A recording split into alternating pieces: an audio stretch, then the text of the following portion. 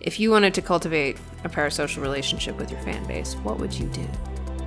Barrel the camera, speak from the heart. I love you.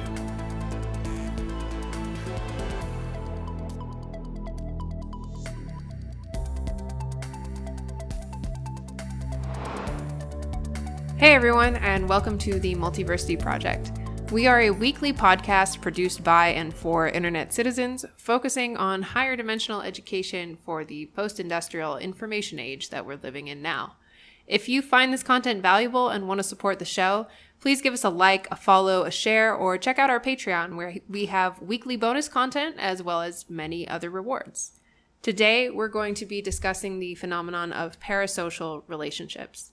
Most of us have had some kind of an experience with a celebrity, a content creator, a fictional character, or even an inanimate object that became an important figure in our lives, sometimes like a surrogate, friend, parent, or leader. These one-sided relationships can often be very positive. Think, for example, of the impact that Mr. Rogers had on many children. However, they also have the potential to become pathological. And in the age of the internet, where the feedback loop between content creator and fan is becoming ever more tight, parasocial relationships are becoming quite the problematic phenomenon. So let's define this concept a little bit further before we get started. What do you guys think of parasocial relationships? So generally, It's like when you have a relationship, or you think you have a relationship, it's like the illusion of a relationship with somebody on YouTube or television. Like all the fans of PewDiePie or something kind of feel like they know him. And that's part of the reason why these people have stalkers coming to their homes and knocking on their doors. They believe they know them, but they don't. Right, exactly. I think what characterizes a parasocial relationship is the kind of one-sided nature of the relationship, where one of the parties of the relationship is this public figure, or it doesn't need to be a public figure. It can be a robot or a plush toy or something that basically is unable to reciprocate in the relationship. And so you get things like PewDiePie's fans who they're basically up close and personal with him all the time in his life, and so they feel like they have this close relationship with him, but he doesn't reciprocate that. He doesn't feel that for all of his fans. And of course, there's no way for him to, because there's too many of them.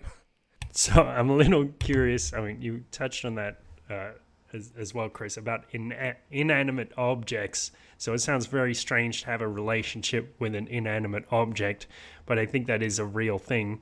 I guess one example would be real dolls, where you have these very lifelike play figures that people attribute emotions to and this sort of thing. But can you think of any other examples of relationships with inanimate objects?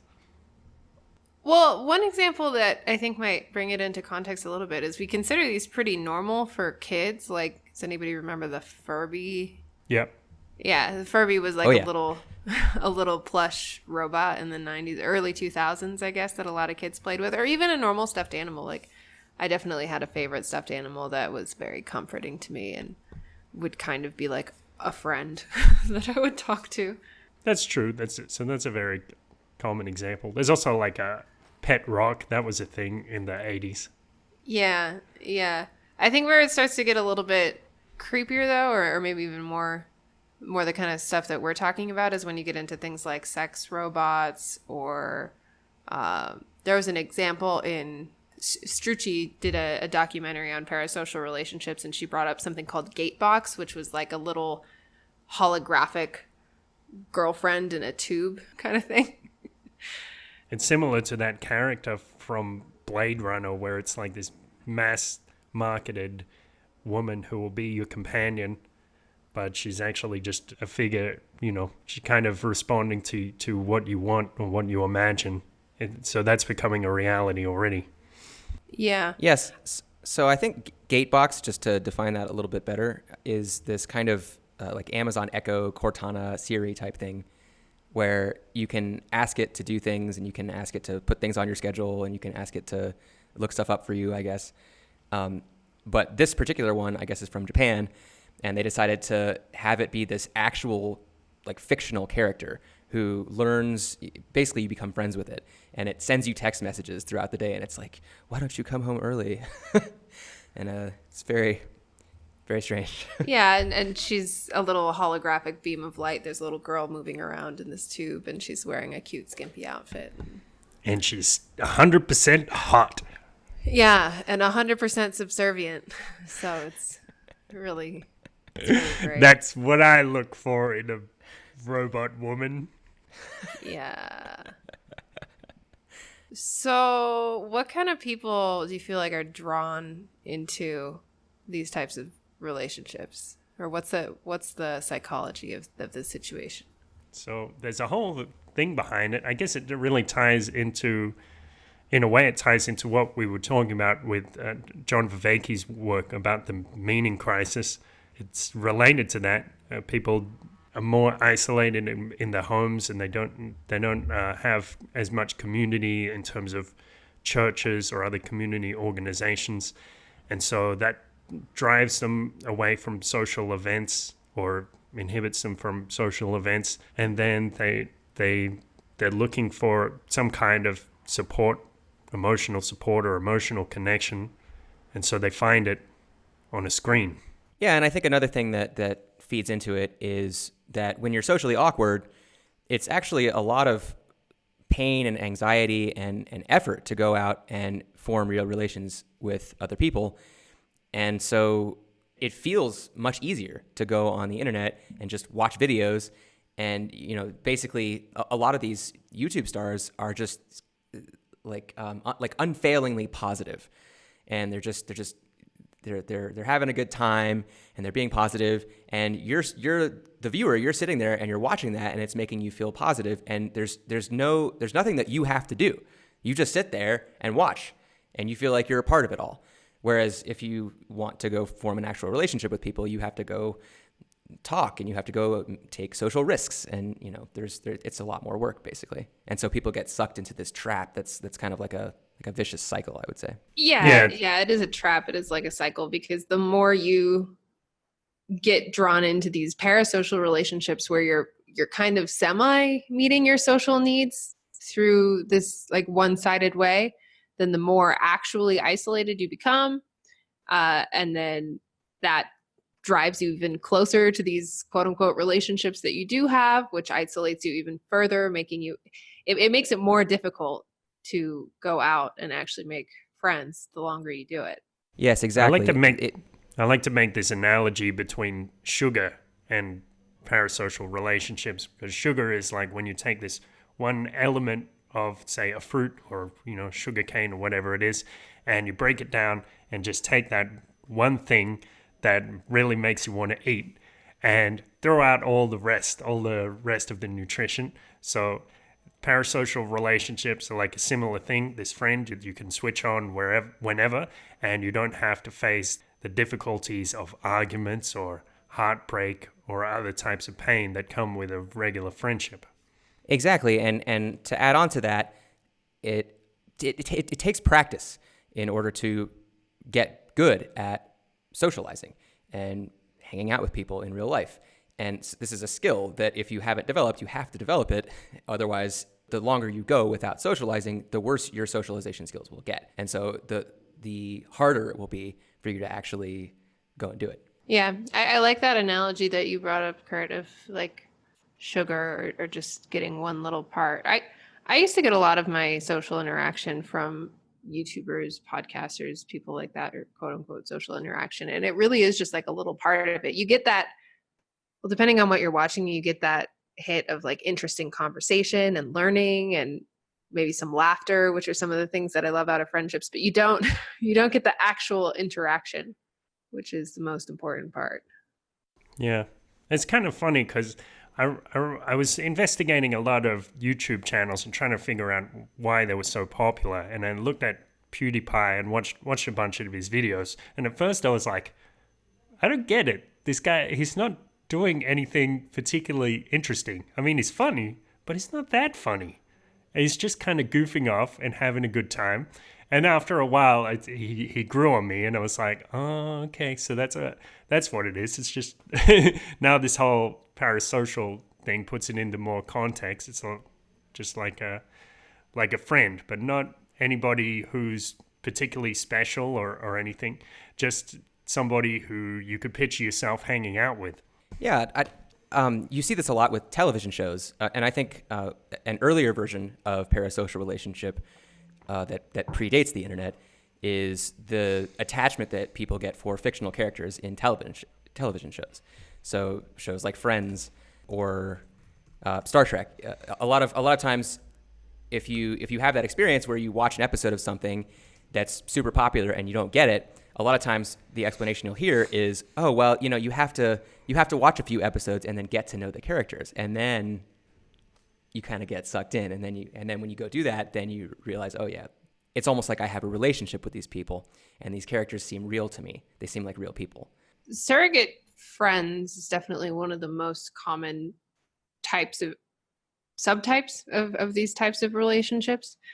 TV shows are kind of like that, but I think there's something kind of unique about people like PewDiePie. Another example is Red Letter Media. Another example that I can think of, there's a podcast called Ice Cream Social, where I guess they're kind of doing improv, but there's a lot of entertainment now that's very just unstructured, people hanging out. Like you flip it on, and I guess the point is just to feel like you're hanging out in the room, getting drunk and talking about whatever with them. I think it's kind of new. Yeah, I think a lot of what makes internet friends, or these surrogate friendships on YouTube, even more intense than previously with TV shows, is that with TV shows there was always that fourth wall between the characters in the show and the audience. Whereas with YouTube channels, there isn't that fourth wall. Not only are the sorts of activities that happen in the video sort of unstructured and it's just people hanging out, but there's also so many opportunities for these celebrities to interact directly with the fans. And so you do see people tweeting at them or commenting on their video or communicating with these celebrities, and then the celebrities also sometimes answer back. And sometimes the audience can affect the behavior of the celebrity. They can have giveaways, or they can have contests, and they can interact with their audience much more closely than they could through TV. Do you think this idea of like fake friends or parasocial friends is all negative, or that it could be a positive relationship in somebody's life? I definitely think it's possible that the relationship can be positive. So obviously Mr. Rogers is an example of a parasocial relationship where the kids are feeling like they're getting to know Mr. Rogers. Mr. Rogers is talking directly to them. They're forming this kind of trust, this bond, and he's actually teaching them useful lessons about life. And so I definitely think that it can be positive, but I think the way that the incentives are set up on the internet for earning maximum money generally does not include that there needs to be something positive happening to the audience. It just needs to get to as many eyeballs as possible. So I think it often goes negative. Yeah, I guess so, because a lot of people are just going to learn how to press people's parasocial buttons, and they wouldn't necessarily have that level of responsibility. And suddenly they might have a whole bunch of power, and they don't even know how to handle it or do it in a responsible way. So in the videos from Strucci movies, she talks about the example of Jacksepticeye, and you can hear in the clips from Jacksepticeye, who's this popular YouTuber, has about 30 million subscribers, I think, and this guy really pours out his heart to his fans. So it's like he has this big attachment to them. We can talk more about that later, but get back to the point about whether this can be good. I'd say, yeah, it can be, but right now we're going to run into a lot of pitfalls because this is a new type of media, and it's new in principle. Like the whole concept of it probably only evolved or came out about 60 years ago. So this is something that we're really not equipped to deal with mentally or culturally. So it's going to take a while for the good stuff to filter through. Yeah, I agree with that. It's definitely, we're playing with fire here. Yeah, and that could be a little bit literal with the we, depending on how you interpret what exactly we're doing. That's a good point. This is rather meta for us. Right.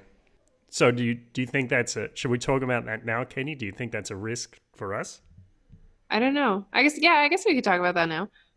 Well, I don't think that we're the type of show that like a lot of people are really critical of or nervous about where the show is just people hanging out and they're not coming for any kind of information or particular like entertainment value or content. It's just because they want to see these people and feel like they're hanging out with these people. I don't think we're exactly like that, but we are a show with recurrent characters and real people or personalities that people could become attached to. And I'm not opposed to that either. Like I like being kind of friendly or opening up on the show. I never really considered that to be like a bad or dangerous thing until I looked into this whole concept. So I guess yes, I do think we're at risk of it.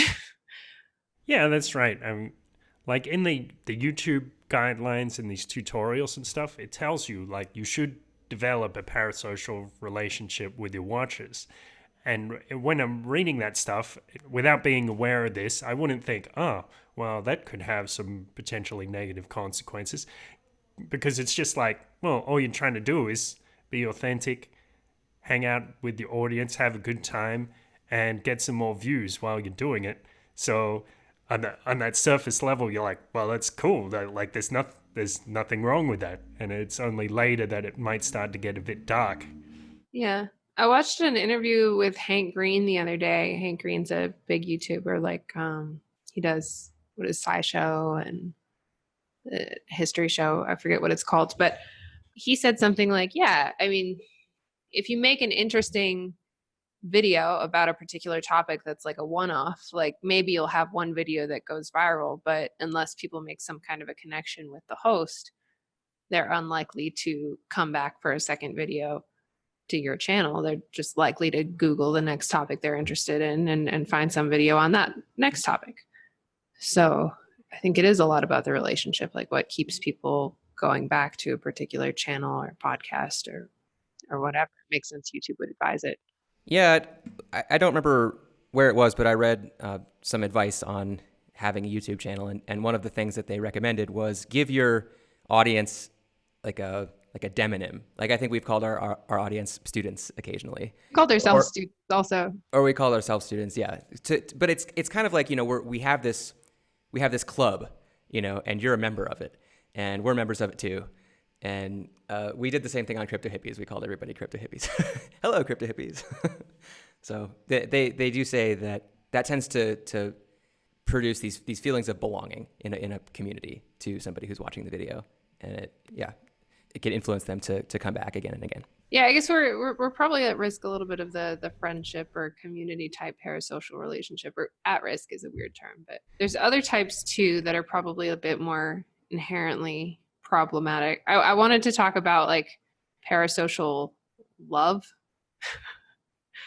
and how that's been an evolving and seemingly increasing phenomenon. Have you guys noted that? Do you mean like guys in love with cam girls, or Yeah. what's the angle? Well, I mean, like, I think there's a lot of people that are kind of meeting their romantic needs through the internet or through fake characters, whether that be like guys in love with cam girls or like waifus, or I don't know, maybe an older example is like girls in love with a boy band member. Or you brought it up. What is a waifu? A waifu is, I think it comes from like anime manga culture, where basically you have a man will have some female character that he really likes and has a crush on, and it started as kind of a joke, like, oh, she's my waifu, like she's my wife, this is my anime character wife. But now it's turned into a bit of a bigger thing where people get like giant full-size plush dolls of their waifus, and it becomes a much more serious part of people's lives than it ever really did in the past, like on a wider scale. Yeah.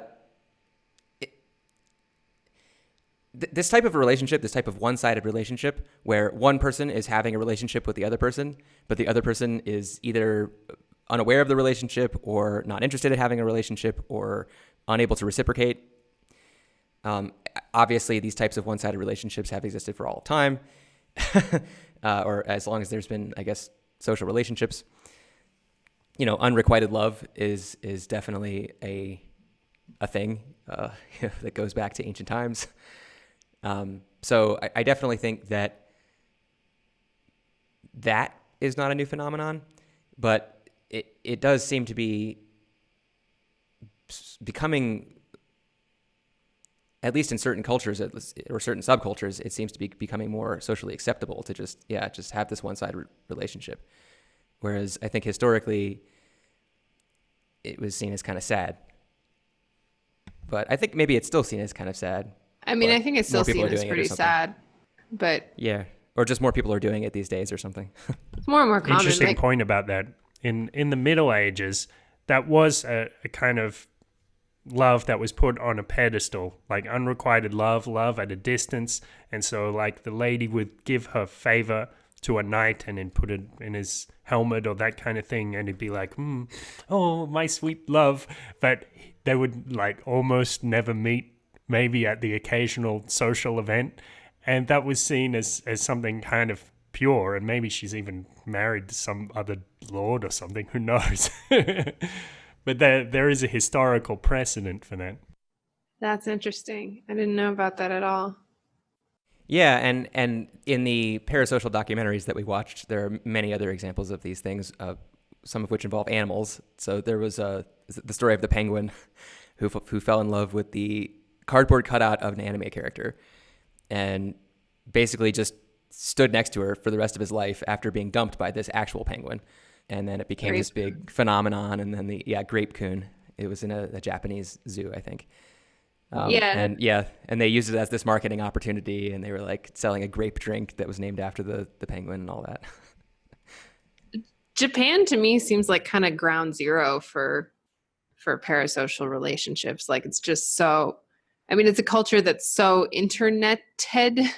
And then also, I don't know if you've seen articles or read about Japan's quote unquote virginity crisis or like just how many people are socially isolated there. I guess I just looked up, there was a survey in 2015 that like 40% of 18 to 35-year-olds who were unmarried had never had sex in Japan. Like that's, for a society that doesn't morally shame premarital sex, that's a lot of virgins. Yeah, that's pretty amazing. Amazing. That's a word for it. I remember reading an article about a masturbation champion in Japan, and he had a girlfriend, but they didn't have a sexual relationship. So he had this relationship with pornography and his hand, and she had, I don't know what she was getting out of the relationship, but some kind of emotional support, I suppose. But I don't think they even liked touching each other very much. So that kind of stuff can happen. Was this considered a romantic relationship? Were they like boyfriend and girlfriend? Boyfriend and girlfriend, yes. Yes, so she would give him emotional support during his masturbation competitions. Oh my God. I just want to say that. Yeah. Okay, so that's one of the things, like, especially with these like romantic or sexual kind of parasocial relationships, that's one of the risks too, is not just that you're going to become more isolated, but also that you're going to become used to, like, people get really used to porn or really used to some ideal anime lady. And like, there's some people that then are not able to be attracted to actual human beings. Right.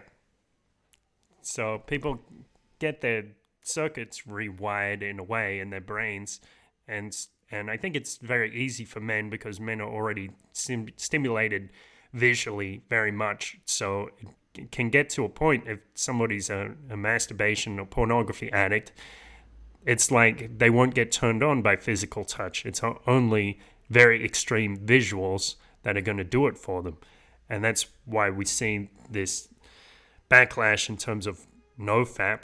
I don't know if we want to talk about that. We actually talked about it a little bit. Yeah, we've talked about NoFap before. Yeah, Well, it's important.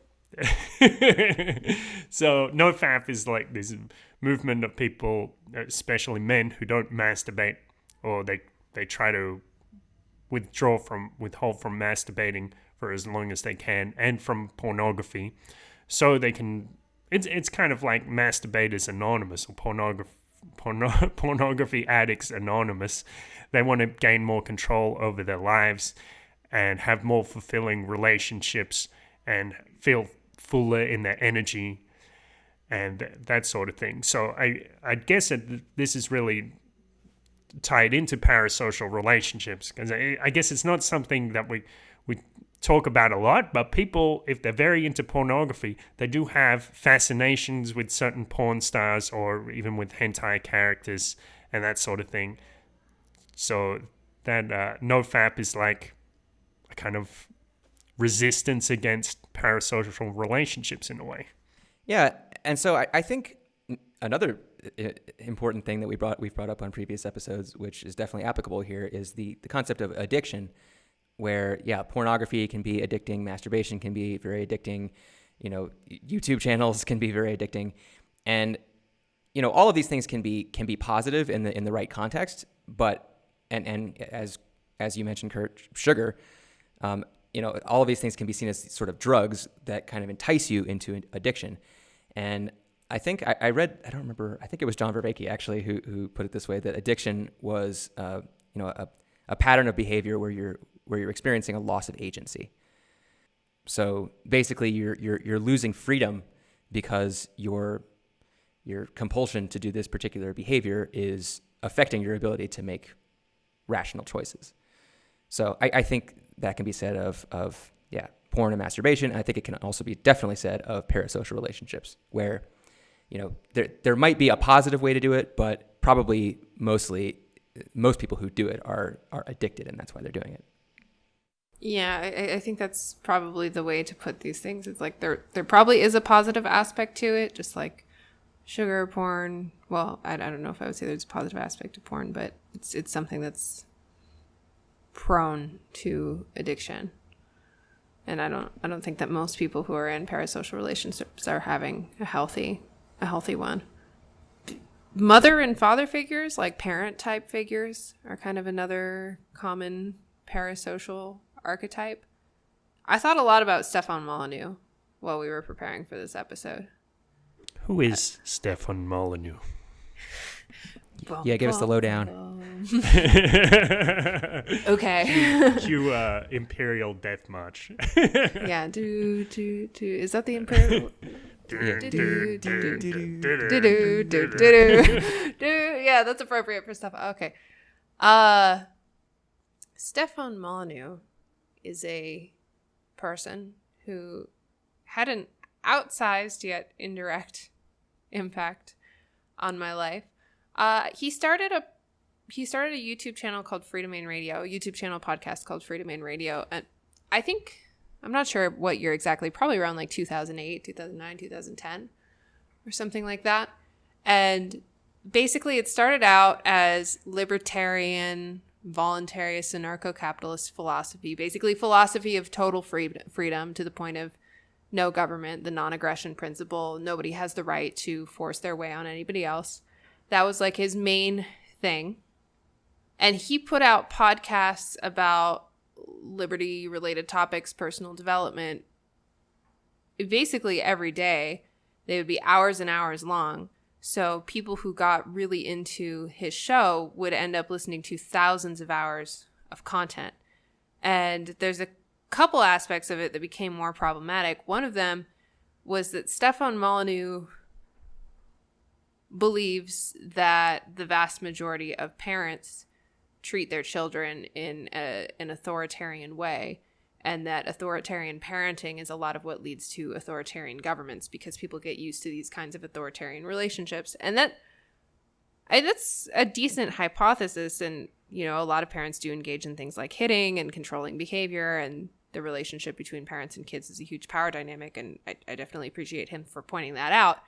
But the problem was, he basically recommended he told people, if you have an abusive parent, then you need to defood, like family of origin, divorced from your family of origin, completely cut off, no contact from your family of origin. But the way that he defined abusive parent was so broad, and he did these call-in shows, and basically when somebody would call in to talk to him, almost whatever problem they would call in with, he would twist it into saying your parents are abusive, like you should defoo them and throw in like and go to therapy, yada yada yada. So for a lot of people, he became like a father figure while telling them to literally separate themselves from their families. And then later he went really alt-right and kind of creepy racist direction. So that's probably how most people know him now. He's been much more popular since he went full Trump or whatever.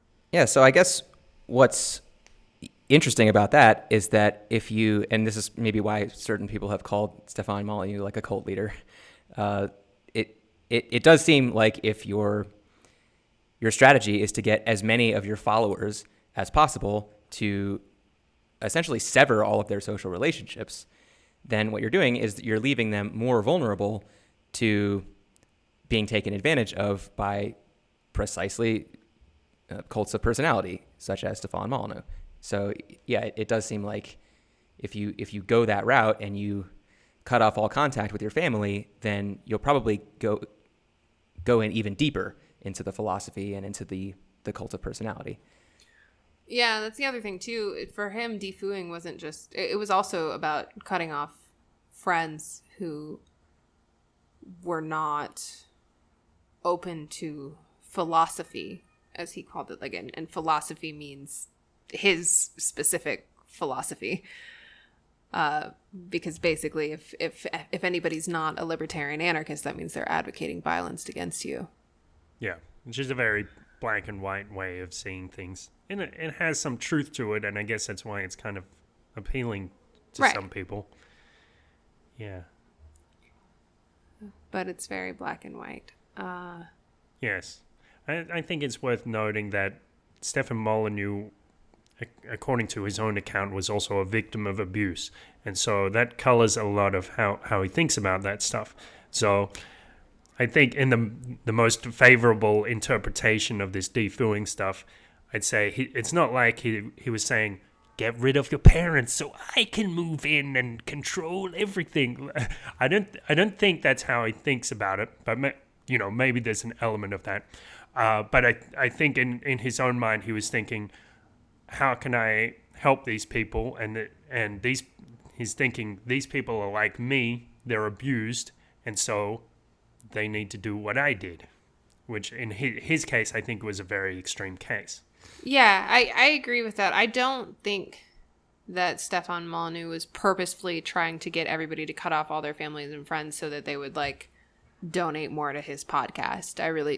I don't buy it. That's kind of one of the theories that a lot of people have about his goals. I think he actually does and did believe in his philosophy and that he was helping people, but what he advocated did give him a lot more power over people. Not that I don't think he was really taking advantage of that, like trying to control people's lives specifically. He could get a little bit pushy about asking for donations, but I don't think he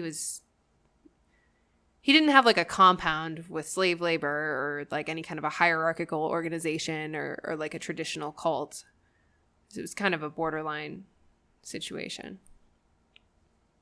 But for many people, I think one of the most interesting things about this particular parasocial relationship for me is I saw so many people who were hardcore libertarians, anarchists, voluntarists, who had followed Stefan Molyneux, who, when Stefan Molyneux really changed his beliefs, they just went along with him without even really questioning, because it was about the personality. It was about Stefan Molyneux. It wasn't about the belief system. It wasn't about the content. It wasn't about what he was providing to them so much as it was about the relationship of this father figure that he had made himself to be.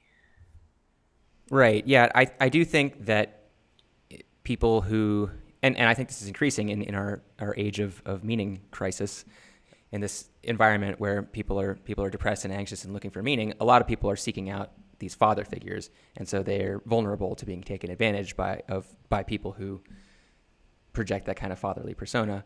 I do think that you can kind of tell when somebody is using their power for evil when they do something like Stefan Molyneux did, where he had this very nonviolent philosophy, and he talked about how he hated how the nation state was ridiculous, and why are there national borders? And then suddenly he changed his tune and was like, Trump is the greatest president that America has ever seen, and we should build the wall, between us and Mexico. And you can tell when somebody changes their philosophy like that they're sort of grabbing power for themselves, and that's when you can tell that it's an evil parasocial relationship rather than some kind of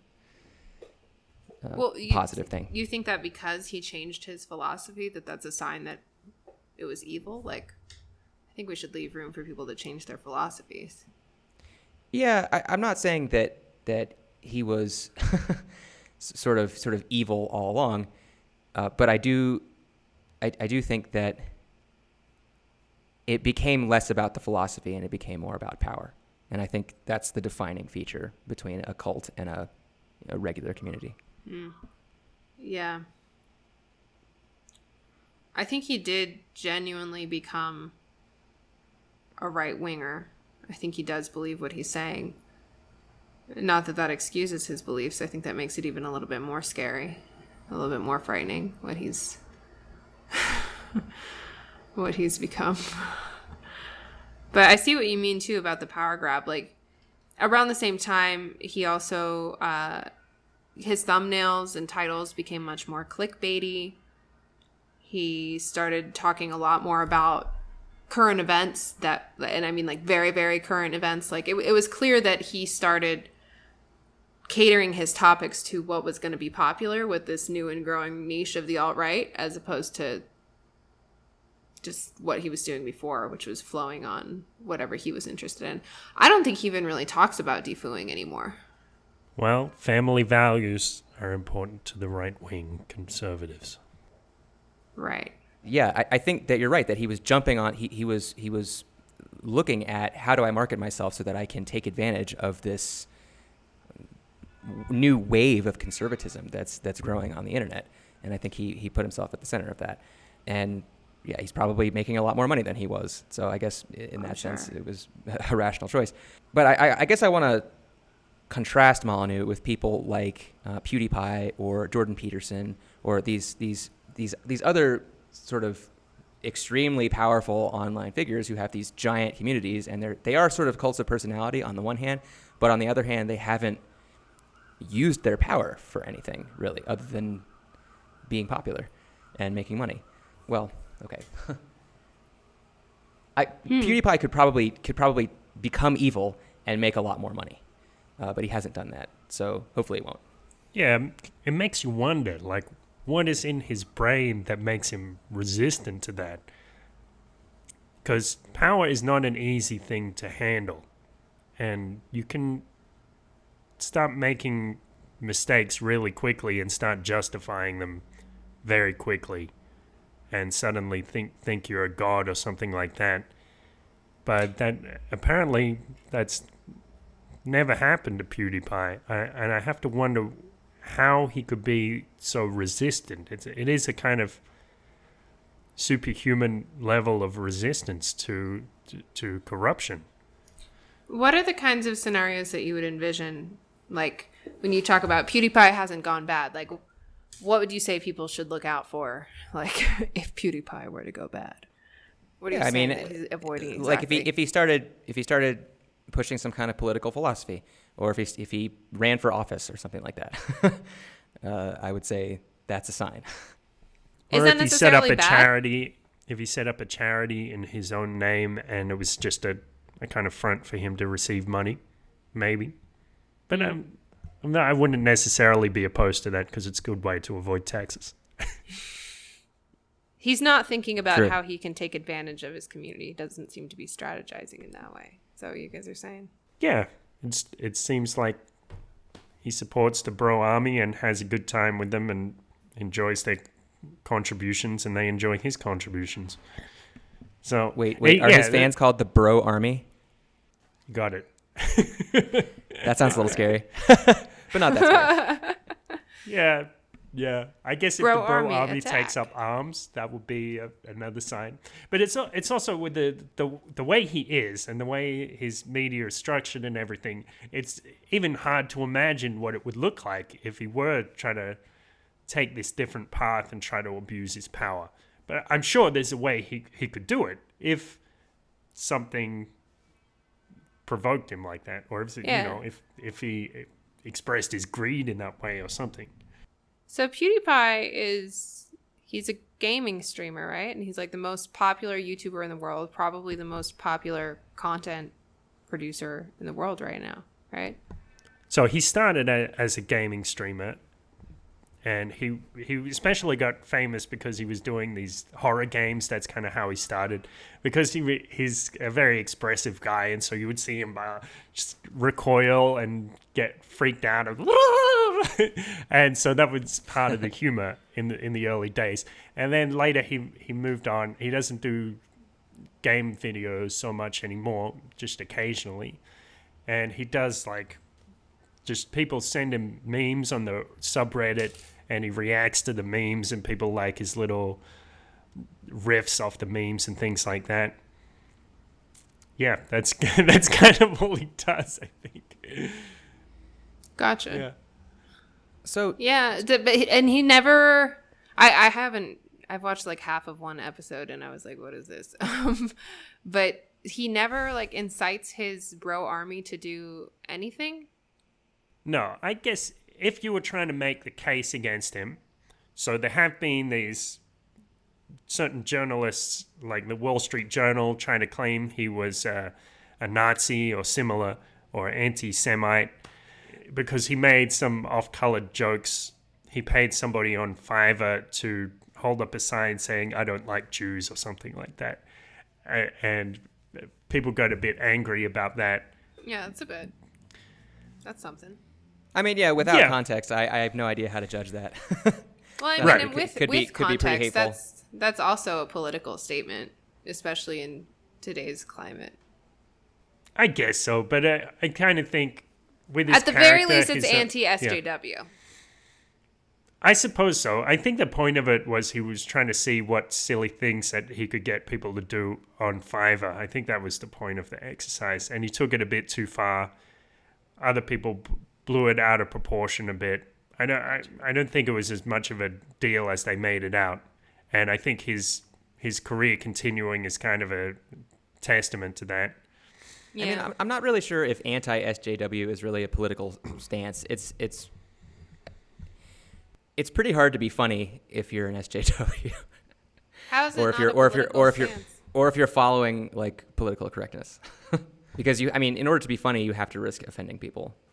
Yeah. And in order to think and have an interesting conversation, you have to risk offending people.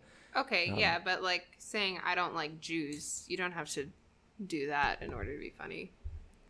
Right. You don't have to Okay. do that in order to be funny. I'm sure some people found it funny, and I'm sure some people were offended by it. Again, I don't know Yes. the context, so it sounds like it could go either way. Yeah, and after that, he tends to avoid that type of humor because it's just there's not really a payoff for it, and it's just he wasn't that serious about it anyway. So why continue with it? As far as I can tell, he didn't have any malice about it. Yeah, he was probably just being silly. I don't think PewDiePie is sinister, but I really don't think that you can say that like having somebody hold up a sign that says I don't like Jews is not political in some sort of way. Like, Okay, but hang on. What was the question you were asking? Like, what would it?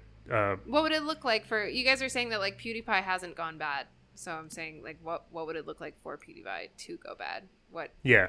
So I guess that's what it might look like. He might start being an anti-Semite. He might get more people to pay thousands of dollars to hold up signs saying that they don't like Jews or something.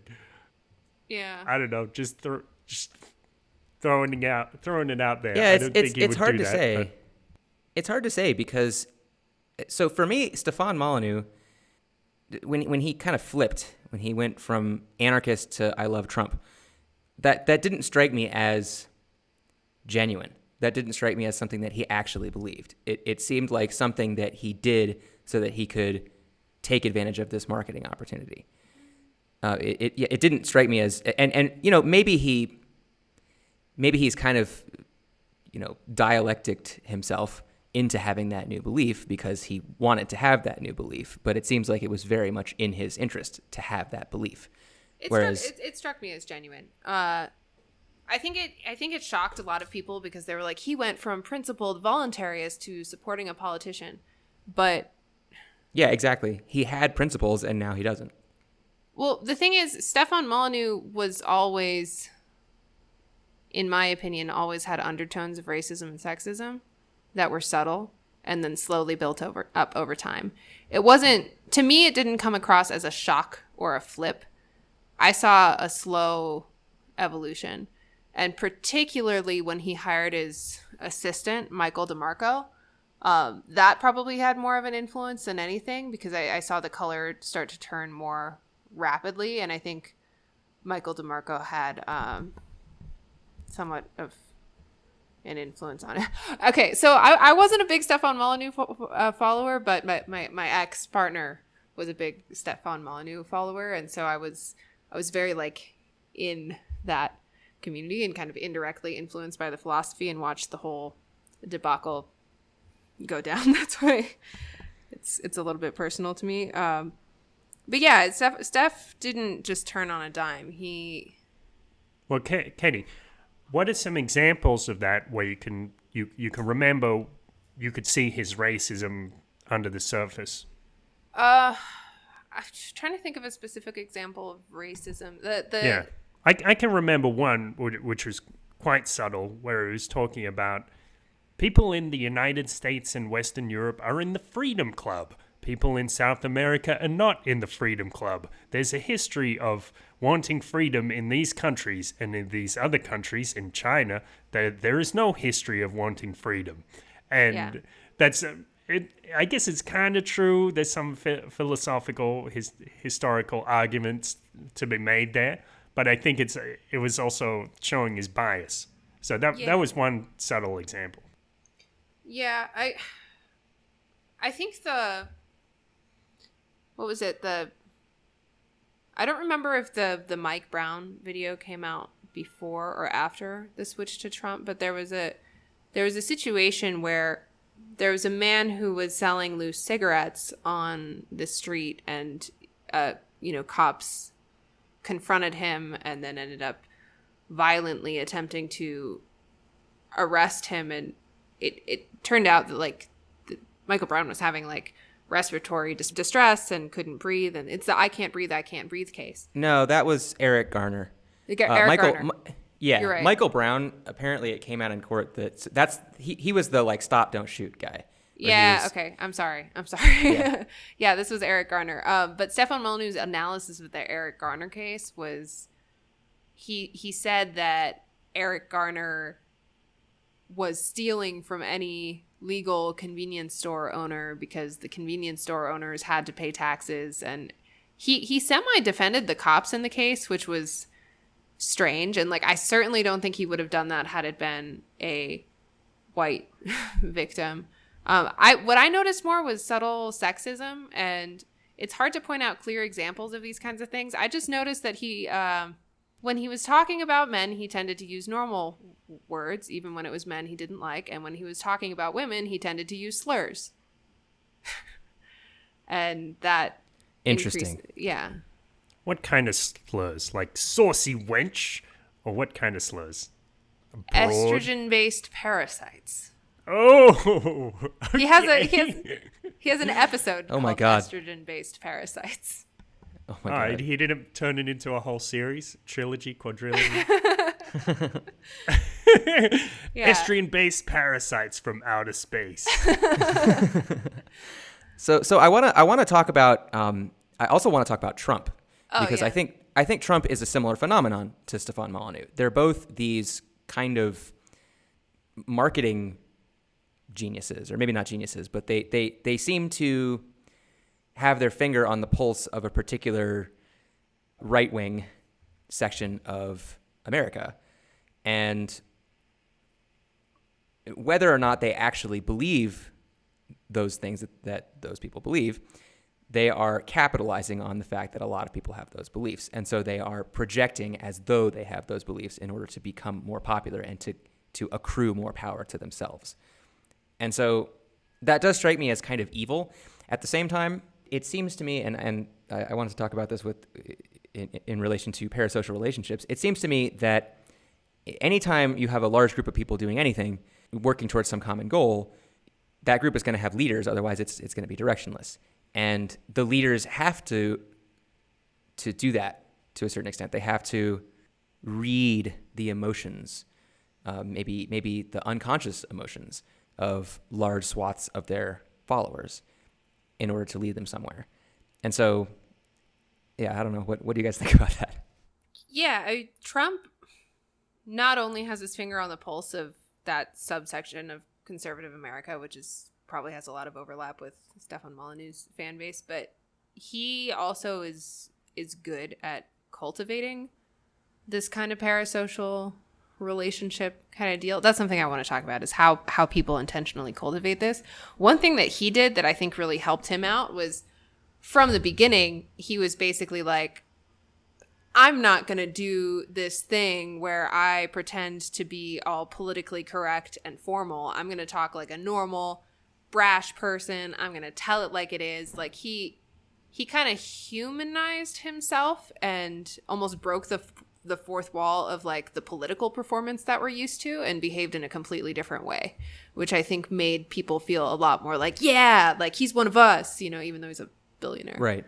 So There's a great video from Nerdwriter where he breaks down an interview that Trump did on some late night talk show, and he breaks the whole thing down and notes how Trump only uses 1 and 2 syllable words, and so that gets through to people a lot quicker. Interesting. Like he dumbs down his language? Yeah, I guess you could say, he dumbs it down. I mean, if you listen to him speak recently, not like 15 years ago. If you listen to him speak 15 years ago, you can tell he's actually quite articulate. But if you listen to him recently, you can tell he doesn't say much of anything at all. And he'll spend about 5 sentences using very short words, not saying anything. Yeah. And that's the pinnacle of the political game right now. I mean, that's how you win the political game, is you don't say anything while appealing to as many people's emotions as you can. But so I think the point that I was trying to make earlier is that I think that just being a leader of a large group of people is a parasocial relationship, because you know, in order to be a good politician, for instance, you have to like go around and shake hands and hold babies and, talk to people about their lives and act like you care. And for better or worse, that's how you unify people. That's how that's how your followers become a community or an organization, is they have this kind of sense of unity, which the leader is projecting into the audience. And so there's kind of an interplay where the audience is influencing the, what would you say, the leader or the content creator or whatever it is, the celebrity. And the celebrity is influencing them back. So it's this kind of synergistic effect. Yeah, well, that raises an interesting question, because if you work in a corporation, normally you don't have a parasocial relationship with the CEO. I think I've only known one person ever to even talk about the CEO like casually in a big organization like that. Like my friend was like, well, oh yeah, this guy's, he's ex-military, he's a general, gets things done. I love him. Nobody else talked about him. Nobody.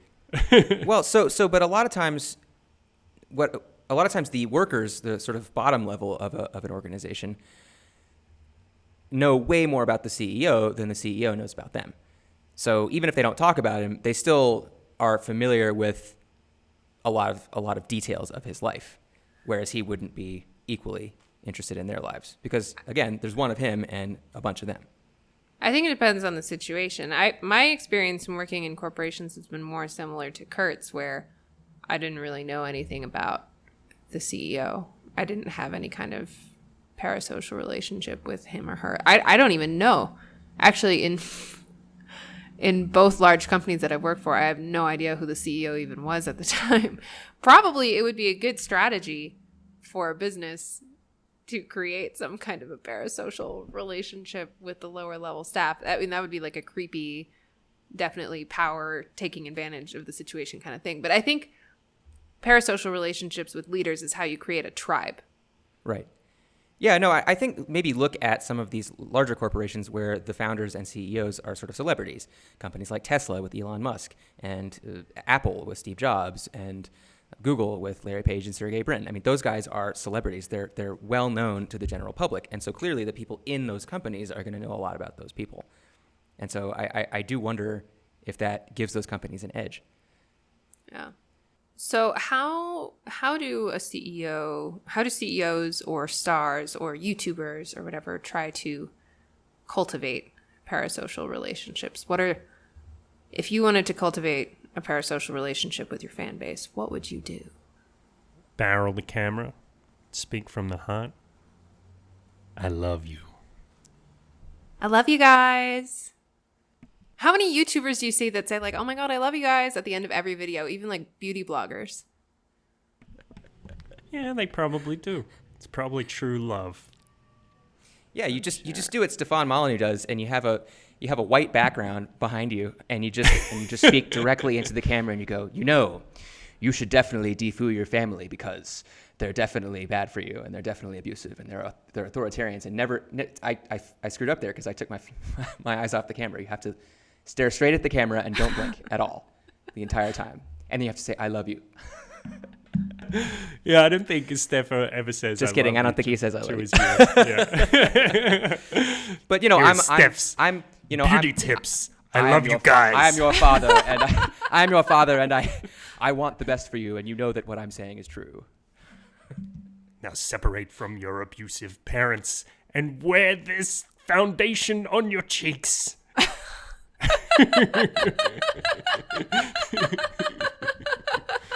I think we have a seed of a really good libertarian makeup show. Yeah. Clearly. Great, alt-right makeup. It's going to be great. Yeah. Now smash that like button.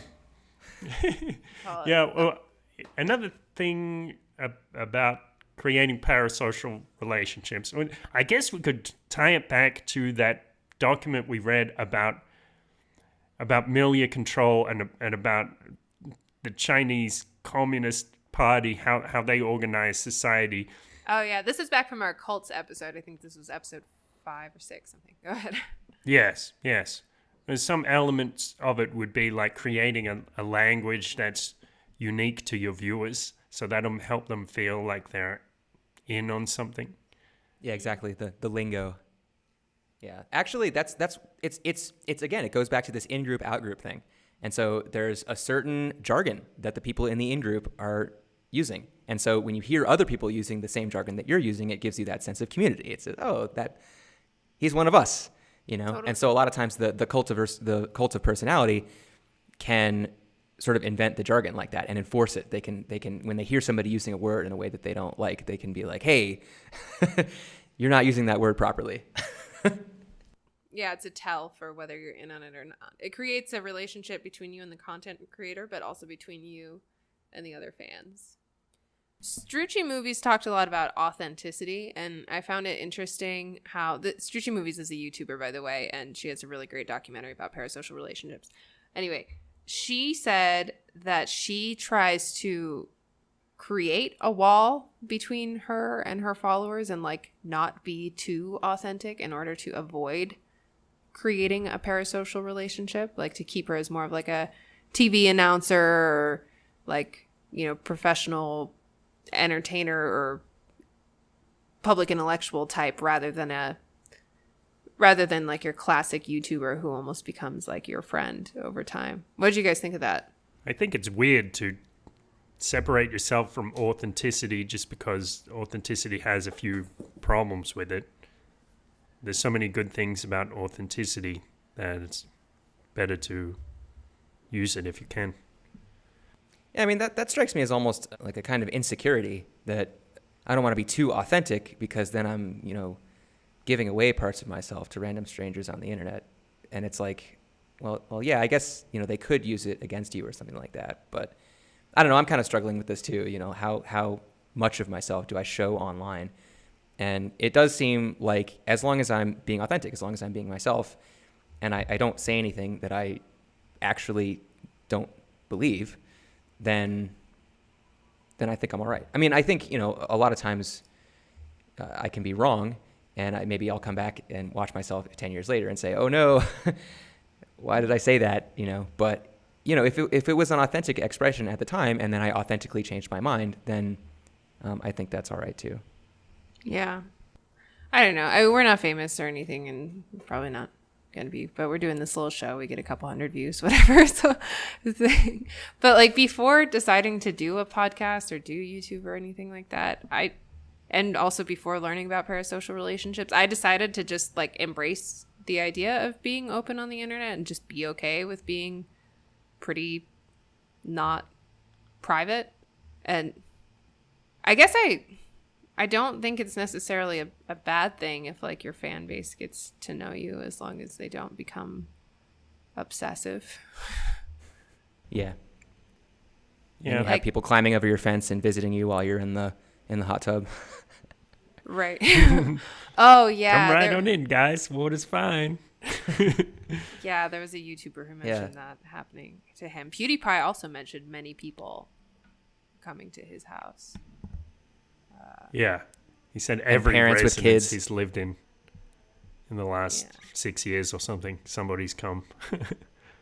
Yeah. This whole conversation on authenticity and like creating a parasocial relationship kind of reminds me of, did you guys ever hear about that experiment that they did where they would take two random people who were like about the same age, opposite gender, and have them ask this series of questions to each other that was basically like some pretty personal questions, and a very high percentage of them ended up falling in love, and like several of those people got married out of that experiment.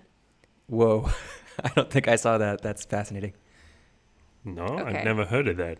What kind of questions? Questions like, what are your dreams? Let's see. List. Let's see. 36 questions to help you fall in love with anyone. Would you like to be famous? In what way? Name Good question. 3 things you and your partner appear to have in common. If you could wake up tomorrow having gained any one quality or ability, what would it be? What is your most terrible memory? What is your most treasured memory? What does friendship mean to you? What roles do love and affection play in your life? Basically just increasingly personal questions. There's a lot of those people do say seem like that, topics that people like to keep hidden from the general public, and they only tell people in private, and maybe they never tell anybody. Those are very personal questions. yeah, there's a lot of people that say, and I kind of like this theory, that like falling in love or falling into an intimate friendship is a process of like reciprocal revelation and acceptance. Yeah, to me, it seems like building trust with somebody is a process of you put yourself out there, and then the other person accepts it, and then you feel good that the other person accepts it, and then since you put yourself out there, then they feel like they can put themselves out there, and then you don't address the deepest possible, the most personal possible topics first. First, you address some shallow stuff, and then you slowly move deeper the more you trust the person. Yeah. I think a lot of what happens with parasocial relationships is if the content creator or celebrity or whomever is very revealing about themselves, then it can feel from some viewer's perspective like they're going through the creation of an intimate relationship. But it's completely one-sided. It's completely one-sided. Yeah, or maybe they've revealed themselves in the comments. That's another part that we haven't really talked about either. Like a lot of times when you look at a YouTuber who's revealed a lot about themselves, there will be tons of people who just reveal themselves in the comments. Yeah, and that goes back to when we were talking about Jacksepticeye, how he in that Parasocial documentary by Strucci Movies, he's reading these very heartfelt comments from his fans talking about, oh, I just wish I could be like you. I just wish, you have this like enjoyment of life and positivity that you just summoned out of nowhere. And then Jack actually goes through and reads them and reacts to them on the video and then publishes the video. And so I guess if you were that particular fan whose comment was selected, then you might feel like, oh, me and Jack are tight now. Yeah, you might. This is a really interesting thing. So this one thing it makes me think about is this neuro-linguistic programming technique or principle of go first. Like if you want somebody to feel something, like if you want them to fall in love with you or something, then first you fall in love with them. You feel the love first.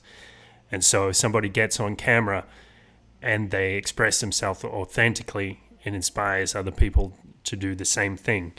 And this is really interesting because this technology enables us to have this level of radical openness that's never been possible before. So now everybody can bare their heart and be really open and vulnerable on a grand scale. And it makes you wonder what could possibly come out of that. Probably something cool. Yeah, I agree. I think that's an extremely positive development, that it seems like we're moving in the direction where at least YouTube video creators are being as authentic as ever and showing their true selves. And basically there hasn't been much. I mean, there have been people who have gotten in trouble, I guess, but it seems like most people who are actually authentic are generally rewarded for bearing it all, basically. So that seems kind of cool to me. Yeah. Steven Pinker in Better Angels of Our Nature, this book is basically about how violence has decreased over time, like over the course of human history. And he noted a big jump, like decrease in violence with the technology of the printing press. And he hypothesized that that's because it allowed people to read other people's authentic stories for the first time, like people from far away. Like just books allowed you to get into somebody's head that was in a different life situation from you in a way that you hadn't been able to before, and empathize. And the internet is like that on steroids. Oh, yeah. Yeah, for sure. I've often thought throughout my life that it seems like the main driver of peace and prosperity in human civilization has been the increasing advancement of communications technology. And it's not hard to see why. I mean, it's the more that we connect with the more other people, the more that we realize that we do have a lot of stuff in common with other people. And, even people who we've never met, people whose cultures we've never visited, people on the other side of the world. We can see from those people's publications or from their YouTube videos or from their comments on Facebook or whatever, we can see that they're humans just like us. And so we can bond over that. And that's really cool, And when as soon as you see somebody else as another human, it's much harder to do something violent against them or to advocate for something bad to happen to them. Yeah, exactly. It gives voice, especially something like YouTube where you don't have to go through a producer. You just put it up, and if it succeeds, you succeed. And there's not, that's starting to change a little bit with like YouTube censors and stuff. But for the most part, there's not like somebody in control of who gets to the top and who doesn't. Like it allows voices that normally aren't heard to be more heard. I can think of probably my biggest content creator parasocial relationship right now is with a YouTuber called ContraPoints. And she definitely helped me relate to transgender people a lot more. I think that's been pretty helpful. Yeah, her channel is very entertaining. Yeah. Okay, so will parasocial relationships save the world? Yeah, I mean, I do think that for better or worse, parasocial relationships have been around forever, and they're here to stay. And so I think Mr. Rogers had the right idea, which is, well, if there's going to be parasocial relationships, we might as well try and have positive ones. Yeah. But if you're addicted to YouTube and you hang out with your internet friends who don't know that you exist, then you should probably pull yourself out of that hole and go hang out with some real people, because the more you practice, the better you'll get. And the better you get, the more friends you'll have, the more real social safety net you'll have. Your life will be better, and your life satisfaction will be better, will be higher. Yeah, people need time with people like in the same physical space. And people need human touch. People need real community, not just I mean, you can get some community from the internet, and it's great. Don't get me wrong. Like, I think watching certain content creators is amazing, especially because it can give you influences on your life that you wouldn't normally have. Like, different kinds of knowledge that might not be accessible to you in your local community become accessible to you by joining these internet communities. But then hopefully you can go find real life communities that will meet those needs in an even better way. Yeah, I have noticed an increasing drive to go hang out with actual community, like local communities. Like things like meetup.com are great because you can find a group of people that you can physically meet up face to face with who share some of your beliefs and interests. And that's really cool. It's cool to find that online, but it's even cooler to find that in person, because then you can start forming a deeper relationship with those people. And you can form that trust like we talked about. You start shallow and you go deeper and deeper and deeper. And then before too long, hopefully, you have this deeply trustful relationship and you can rely on each other in times of adversity. Yeah, absolutely. Like, I can relate to that feeling of isolation and spending a lot of time on the internet and with content creators. That was most of my childhood and teenage years and college years as well. Like, I was getting a lot of my social and intellectual needs met just through purely one-sided virtual relationships. But then I went out and found some of those people in real life, and that's been much better. I mean, I think probably all of us met in some way or another because we were members of online communities that then merged in real life. Yes, exactly. By us, I mean on the show, yeah. Yeah, in my particular case, it was when I started hanging out with the Bitcoin community. When I discovered Bitcoin, I was like, hey, this thing is going to change the world, and anybody who's into it right now is probably pretty cool, so I'm going to go hang out with these people in real life and see what happens. And I was partly right and partly wrong. A lot of people who were into it were not that great, but there were a few people that were just so awesome, and I ended up being lifelong friends with them, basically. Do you want to talk a little bit about the other side of this, like how parasocial relationships in this dynamic affects the stars or the target of the relationship? Sure. So we talked about Jacksepticeye before, and there's this video where he's talking about how much he loves his fans, and he's like, oh, I read every one of your comments, and I just wish I could respond to every one of them, but I can't because I don't have that much time. And it's weird, like he's putting so much pressure on himself. It's like he wants to be friends with everybody, which is, it seems like he's just this dude with an enormous heart and he wants to reach out to everybody. But that's a lot of pressure. Like nobody can do that. He's holding himself to this crazy standard.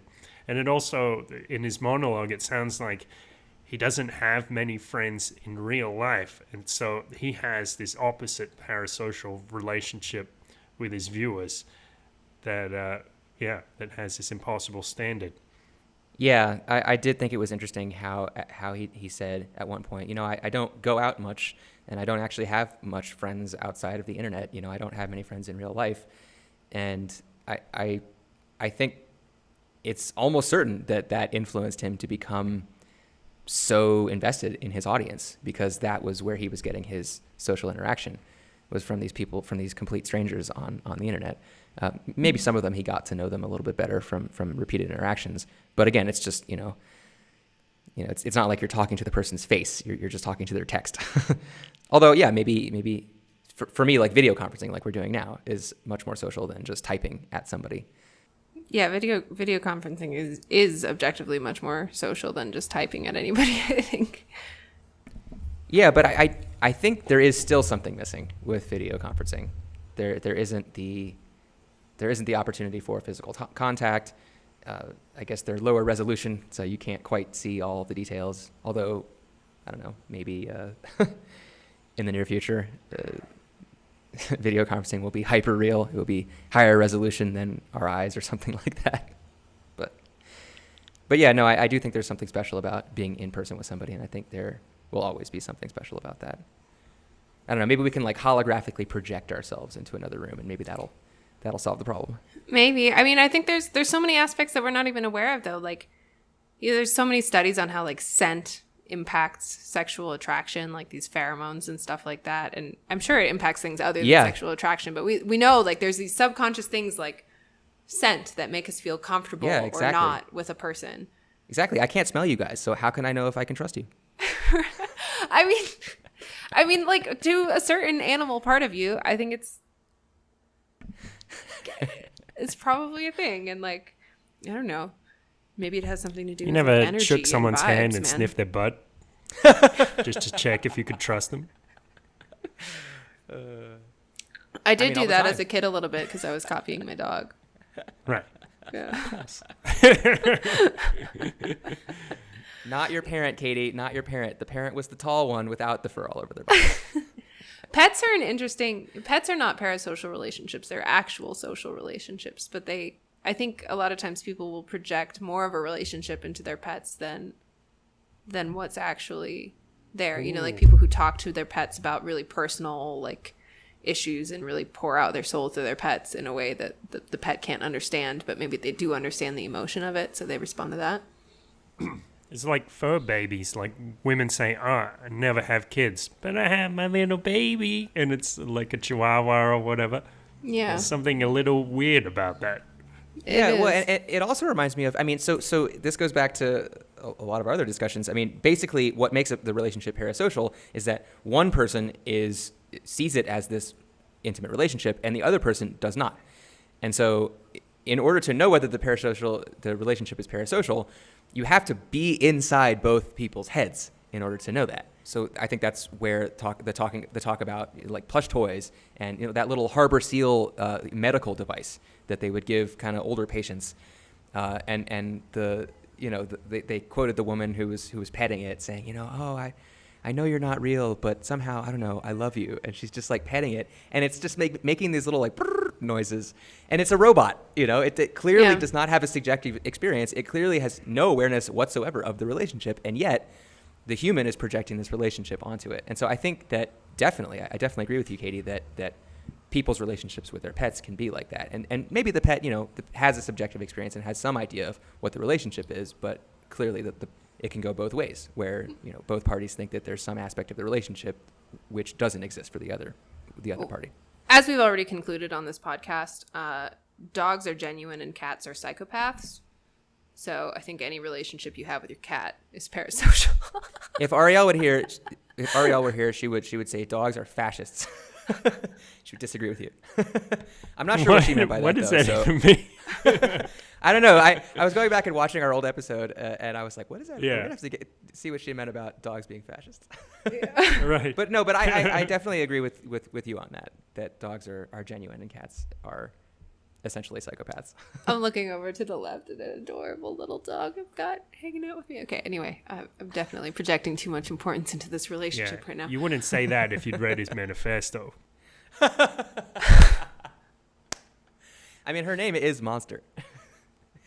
Bum, bum, She's like the cutest thing ever to have been named Monster, but that's her name. Yeah, Oh. Monster. Her brother was Pol Pot.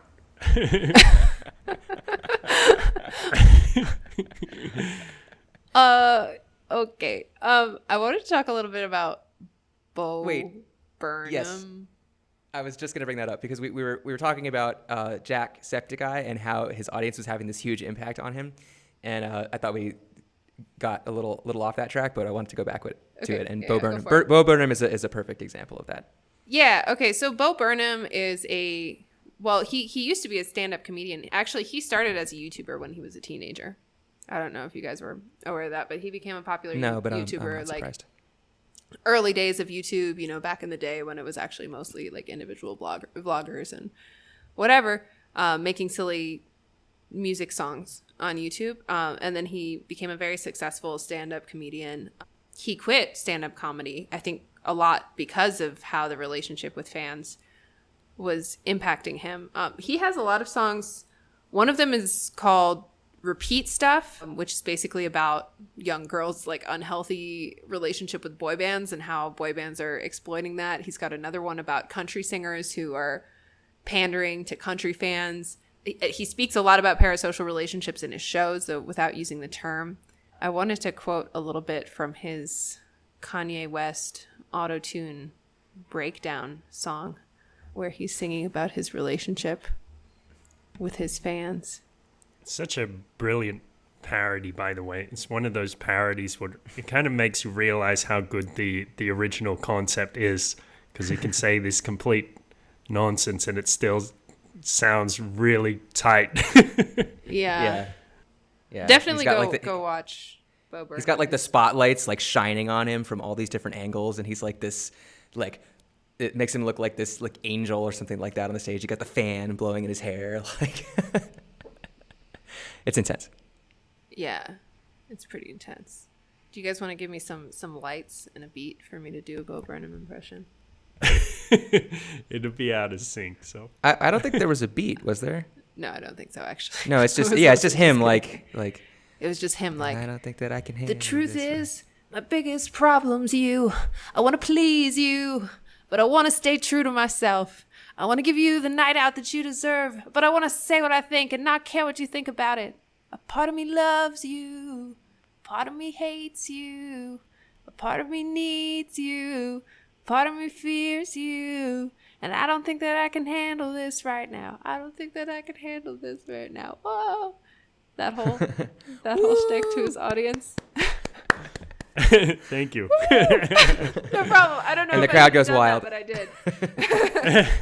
That's good. That's a good rendition. I definitely recommend that people viewing this go and check it out for themselves. It's cool. Yeah. It's up there on YouTube. Yes, with it's everything up there else. on YouTube and on Netflix. The whole special So- is. Katie, Yeah. why did you quote that bit? What was it about that resonated? Okay, so to me that resonated because basically the song, this Kanye West breakdown, he's doing like a funny song where he's singing about his problems not being able to fit his hands in the Pringle can, and it's all auto-tuned and really dramatic, and it's like silly, and the crowd is going wild. But then the lyrics kind of twist in and morph into where he's actually talking about how he's trying to put on this funny show and talk about relatable problems, but actually his biggest problem is you. And he's looking at his fans and saying actually his biggest problem is his fan base. A part of me loves you. A part of me needs you. A part of me hates you. A part of me fears you. And I don't think that I can handle this right now. Like come and watch the skinny kid with steadily declining mental health and laugh as he attempts to give you what he cannot give himself. He's talking what a is lot it that about. he can't give himself? I don't think he can give himself enjoyment, like a release from the tension of day-to-day life, which I think is often a comedian's purpose. Like there's kind of an archetype of the sad comedian who makes everyone else happy and laugh and gives everyone else a good time because they're struggling so much that humor becomes like a coping mechanism. Right, or the sad clown archetype is very common. Yeah. Yeah, so the song starts out and it's a parody of Kanye West making these funny noises and talking about his kind of trivial problems. And as Katie noted, it becomes more serious and you start seeing this like he starts being like really real with the audience, just saying like, yeah, like being maximally vulnerable and displaying himself for all the world to see and talking about how it's exactly that's causing him to decline in mental health, basically. but that he's doing it because it's giving the audience enjoyment, and that's giving him enjoyment from seeing the audience have enjoyment. And yeah, it's kind of addiction, kind of mutual addiction. Yeah. He also, in that show, he has a lot of darker segments where he's talking about social issues and things where it's not even really comedy, but then he'll be like, oh, let me get back to what you guys want, and then like break into comedy again. And the song to me, I think, seems to be a lot of like his struggle with authenticity and putting out what he wants to put out, like, but with the pressure of being the persona that he's built himself up to be. I watched Hank Green do a conversation last night with somebody, and he was talking a little bit about this too, where like you build up a persona as a star on YouTube over time that people get used to, and they come to you because they crave that like reliability and consistency in some kind of relationship in their life. But yeah, sometimes that persona becomes not who you really are, and it can become a great tension. But if you want to change or express anything different, then your audience can get very mad. Yeah, exactly. That I guess, I don't know if we're doing an episode on this, but we're also we're reading this book called The E-Myth, which is about creating a successful business. And a lot of creating a successful business is creating a product that's perfectly reliable and predictable and is exactly the same every single time. And if you look at the history of successful products, that's basically why they were successful. You know, like McDonald's, you know, and Starbucks and all these large companies got to where they are because they're so reliable, because they're exactly like, maybe they don't have the best quality, but at least you know what the quality is going to be, and you know exactly what the experience is going to be. You walk in and you order, and then they write your name on the cup, and then you get your coffee, and then they call out your name, and then you come get it, and it tastes exactly how it does all of the 100,000 other times that you got it. And yeah, so I had a dream about getting a job offer from McDonald's the other morning. It was funny. I was walking. So did you take it? In the dream? Well, I was considering it. I was walking along the street in my hometown, and I looked over, and in a garden under the bush, there was this package, and it was for me. And I picked it up and opened it, and the inside there was a McDonald's bag filled with sauce packets and mustard and stuff, and then there was French fries, still warm, and a hamburger. And I started reading the letter that was like in like it had been folded up into the package, and it's like, we were pleased to offer you a position at McDonald's. And I was like, wow, maybe I can learn how to structure a business from the best. Oh gosh. Yeah. Yeah. So continuing on that, I wanted to make the point that like celebrities and YouTubers are kind of creating. I mean, they're people. They're not a product, but like the show is kind of a business. It's kind of a product. It's the livelihood for a lot of people. You hear a lot of talk of building your personal brand, you know, and whether what you're doing or what you're saying or what you're wearing is on brand or off brand for you. Yeah, and so there's a lot of pressure on artists and creators to be reliable, to if they did something in the past, then they're going to do it in the future. And so I think that's why it's even more important to be really authentic, because if you start putting yourself out there doing something that you can't sustain, and then you end up having to change your behavior, then you're going to lose a big chunk of your audience. Whereas if you just kind of started out at the beginning being who you are, being what you're going to be, then I think, you know, your fans will be all right. You know, they'll be along for the ride, basically. But I mean, authentic human beings are unstable and they change all the time. So it's kind of. Well, kind of. But I think there's a certain core that stays consistent. And true. I think as long as you communicate what that is, then I think the people who become your fans will be all right with whatever, you know, kind of superficial changes you happen to make. They'll see that your core is consistent, and they'll be as drawn long to that, as you create a strong enough cult of personality that they fall in love with your core and want to stay with you through whatever changes you go through in life. Right, exactly. Like, what was that? That's why I was saying that about Stefan Molyneux. It was like, what was his core? Because it seemed to me like, oh, nonviolence and, you know, anti-statism is my core, is Stefan Molyneux's core. And then it was like, now it's not, you know, so it's like, what is the core, you know? I think that's what a lot of people thought was the core, but really the core was really Stefan Molyneux's authentic core is, I think, anger at parents and society. Yeah. I guess you're right. And the thing that I thought was the core was really just the mask. Yeah. It was the articulation of that core in that moment. But I think that I think the voluntarism as a philosophy was actually a little bit too peaceful for Stefan Molyneux's core. Well put. I don't know. Well, I'd like to point out that Steph would always make a point of saying, well, I was a debate champion or this kind of thing. So he would say, I can make a case for any side of this argument. And sometimes you would see him doing that more like using rhetoric than actual philosophy. So he would be on a call with a guy, and the guy would bring up this point, and Stefan would rebut it by saying, oh, well, have you had this in your personal experience? Have you experienced that? And the guy would be like, well, no. And Stefan is like, well, that's, that dismisses your point. And then later it would go the other way, and the guy was asking Steph if he had personal experience, and he was like, well, no, but why does that matter? And he seemed to do that stuff a lot. So it's like the philosophy, I kind of wonder, maybe it never really mattered to him. I think he thought so.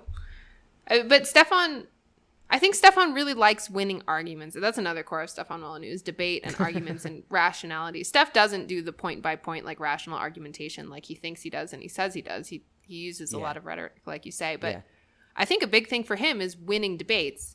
And he probably thinks he's hyper rational because he wins so many spoken debates. But in written form, he's not that great, because actually he's very good at rhetoric. He's very good at dominating a conversation. He's very good at pulling you in empathetically. I've spoken in person with Molyneux. I've had about a 30-minute conversation with him where he analyzed my family and basically told me to defoo at a Bitcoin conference. Whoa. Yeah. So I think that there's a danger in becoming too good at sophistry, at rhetoric, and because. And I think this goes back to what we were talking about in our pickup artistry episode. I think it's the same thing as becoming too good at pickup artistry, because what ends up happening is your skills at sort of manipulating the other person allows you to manipulate yourself, and you can get yourself into these reasoning traps where you actually have this really bad reasoning, but your argumentation for it is so good that it seems right, and so.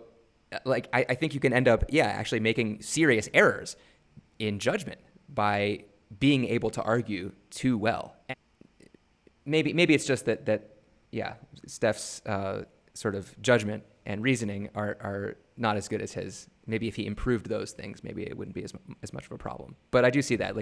If you're too good at persuading people, then you can be too good at persuading yourself. That's a really good point. So how do we see this phenomenon of parasocial relationships evolving as the world becomes more internet-ed and robots and AI become more advanced, and things like sex robots start coming out? You see the situation getting worse or having more of an impact on the world? I do think it'll have more of an impact on the world for sure. I do think that, as the parasocial documentaries that we watched implied, that AIs are going to become increasingly more human-like, and they're already really human-like, actually. And so that's going to influence people to treat them as humans and to see the relationships with these AIs as real human relationships, which, again, could be positive or it could be negative. But I definitely think that parasocial relationships are here to stay, and they're probably going to become more and more significant in our lives and in the world. Chris, would you ever have a romantic relationship with a computer? That's a really hard question to answer.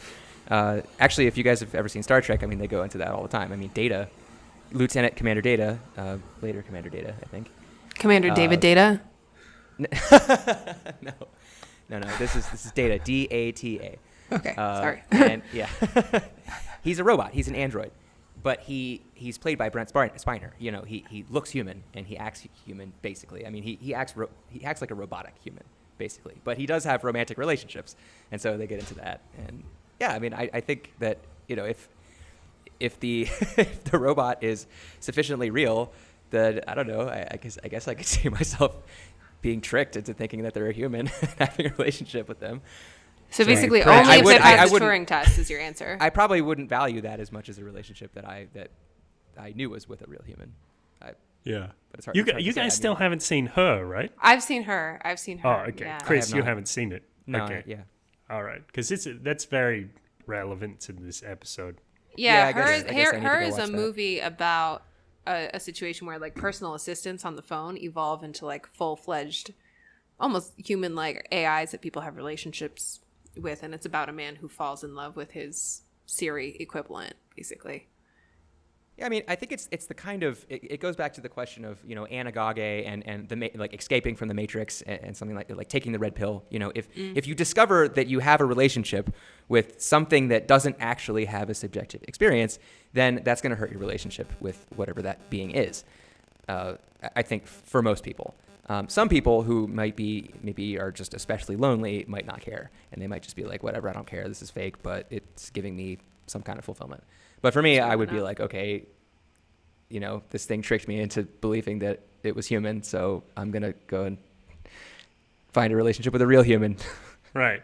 Well, in Yeah. the movie, there's no trick. Like, it's very obvious that this is just not just an operating system, but it's an artificially intelligent operating system. Well, And then it is fun. In the movie, it's a question, though. I mean, it seems very much like a real... I would say, well, then no. relationship. I would if I knew that it wasn't a real human, then I would devalue that relationship. It would just, Sure. it wouldn't be on purpose. It would just be like, my brain would be thinking like, why am I in this relationship? I might as well have a relationship with a real human. Right. Well, Right. this is a whole But this is a this whole is the other other question, thing. but like and something that was artificially intelligent could be very real. We say artificial intelligence, but what we really mean is human created intelligence.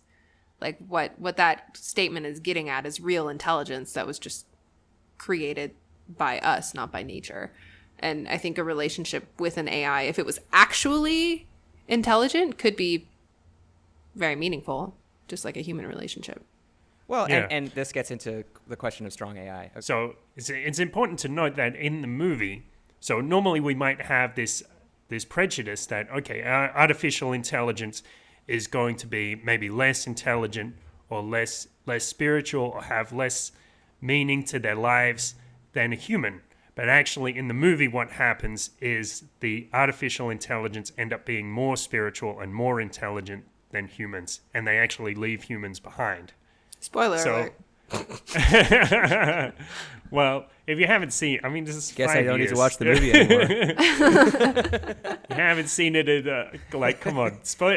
People give away spoilers in the same week. I think I could give away a 5-year-old no, I'm Yeah, kidding. yeah, I'm yeah, kidding. fair enough, I'm fair kidding, enough. Kurt. I'm kidding. I'm Yeah. just messing with you. Right. Yeah, it's Yeah, an no. excellent film. So I haven't seen the film, but my take on AI is that if humans create intelligence, it's always going to strike us as artificial. But if AI evolves, if somehow we make robots that kind of evolve and there's this kind of natural selection process that eventually creates more and more intelligent robots, and actually John Vervaeke and Jordan Peterson talk about how it's important to have real intelligence to have a body. Like we're not just a brain, we are a brain in a body. And so everything that we understand about the world, all of our emotions, everything that we consider relevant is relevant to us having a body.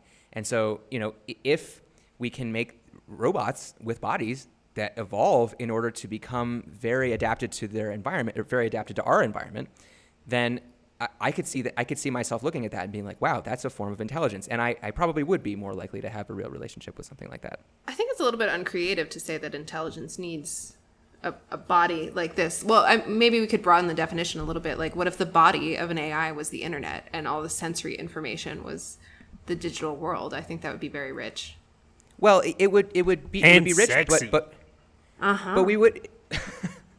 But we wouldn't relate to it that much, okay, is what I'm saying. So we would see it as this kind of, maybe we would have a relationship or maybe we would see it as intelligent, but we would be like, this is not sufficiently human for, it, like, does it have emotions? Does it have sadness? Does it have anger? Does it have all of these emotions that we have? I think that emotions are actually one of the most important things for seeing the humanity in someone or something else. Yeah, this is a deep rabbit hole, so I want to kind of drag us back out of it real quick before we fall completely. Yeah, we talked a little bit about the meaning crisis in the very beginning. I think, Kurt, you mentioned that, or maybe it was Chris, you mentioned that you saw this as connected to the meaning crisis. Meaning crisis is, we're talking about kind of what was established by John Vervaeke, and we've had a few conversations about the fact our society seems to lack a philosophy or a purpose right now, and so we're dealing with a lot of crazy consequences. And I think that the explosion of parasocial relationships is a big part of that. Yes, I would agree with that. It does seem to me that people are feeling lonely. People are feeling anxious. People are feeling depressed. A lot of this is tied in with the meaning crisis.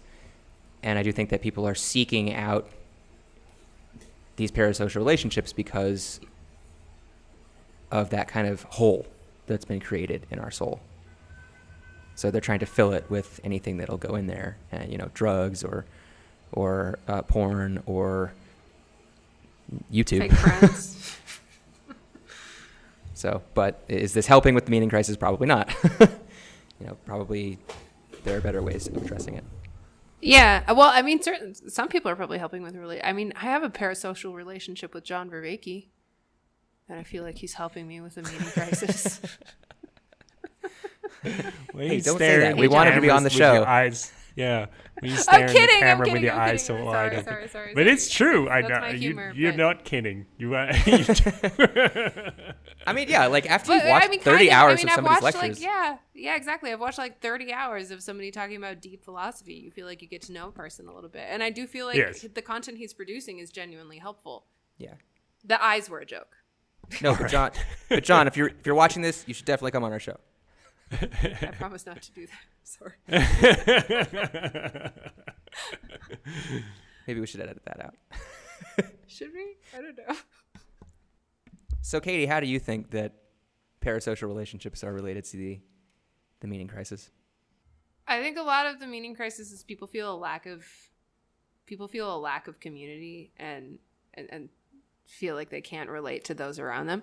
I think part of that is coming from the internet, because when most of your information and cultural upbringing is coming from one source, and that's your local community, then people are probably a bit more cohesive. And at least for me, like, I got most of my influence from a computer screen as a child. So then I felt very disconnected from the people around me and more connected to people I aligned with who were content creators or producers than my actual like surroundings in some cases. And I think that's true for a lot of people who, like, you've got people with like all these different ideologies that are living right next to each other and they have nothing to do with one another.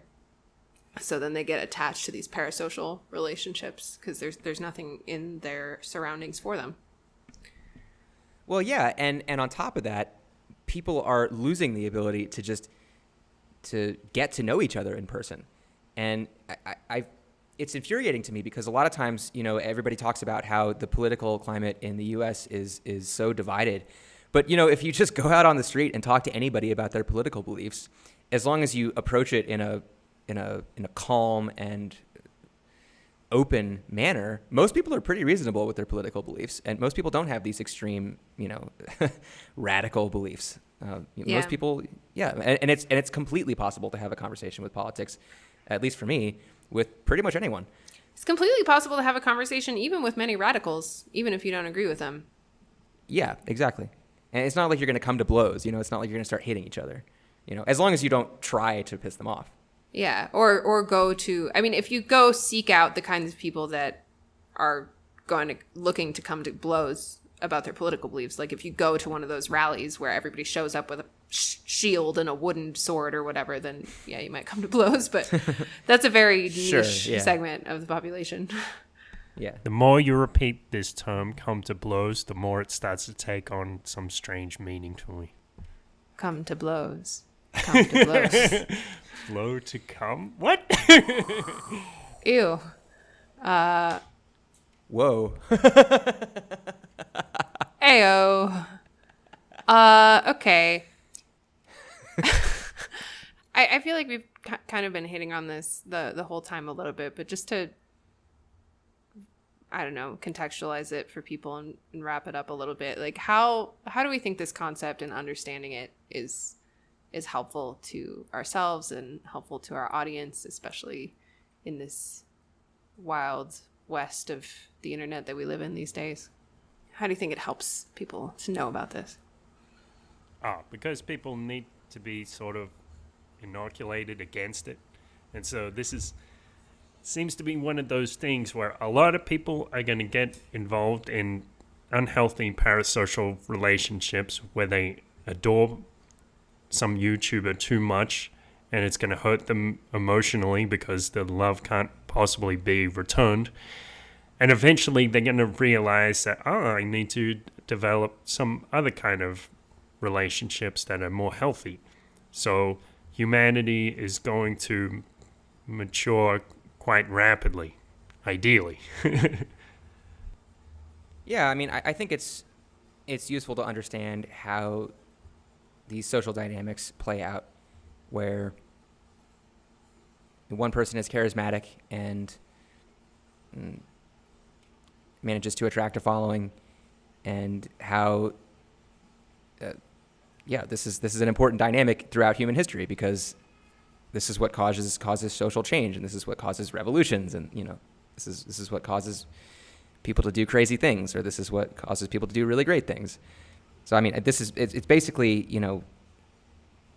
I think it's built into how do we come together as a group and accomplish some common goal. You're gonna want unity, and to have that, you're gonna want somebody leading. So I mean, so clearly this is an adaptive. These parasocial type relationships are biologically adaptive, but at the same time, it's very helpful. It's very helpful and useful to be able to see how they can go awry, and how they can become a drug. You can become addicted. You can think that you have a relationship with someone, and you have a high level of trust for them, and then they break that trust because you didn't actually really know them at all, or you were friends with an inanimate object. Yeah, that's a big thing. Like, no matter how much a content creator reveals on the internet, like you know part of them, but you don't know them. You don't know how they behave one-on-one with people. You don't know if they're nice to waiters in a restaurant. You don't know if they're actually really insecure and just put on a mask in front of the camera.